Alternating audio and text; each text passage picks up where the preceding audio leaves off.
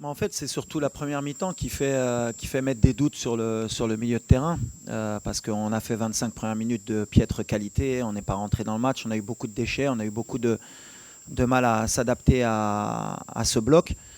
Mais voilà, moi, je pars du principe où chaque match a sa vérité. En deuxième mi-temps, avec le même milieu de terrain, on était beaucoup mieux. On s'est créé beaucoup plus de situations. Après, il y a aussi le fait qu'il y a eu une rentrée au milieu de terrain au dernier moment. Il manquait Asdin, il faut que le milieu s'adapte. Mais je suis confiant parce qu'on a des joueurs de qualité. Après, à eux, on a fait beaucoup de vidéos pour voir ce qu'on n'a pas bien mis en place, ce qui ne s'est pas bien fait. Beaucoup de déchets aussi pour corriger ça. Mais peu importe le milieu qui débute, en fait, ce qui est important, c'est l'état d'esprit et c'est surtout le mouvement qu'on peut créer et les courses qu'on peut faire. On n'a pas fait assez de courses dans les 20 premières minutes, surtout nos 2-8 entre Bilal et Isma, même si Isma, il les fait beaucoup plus que Bilal.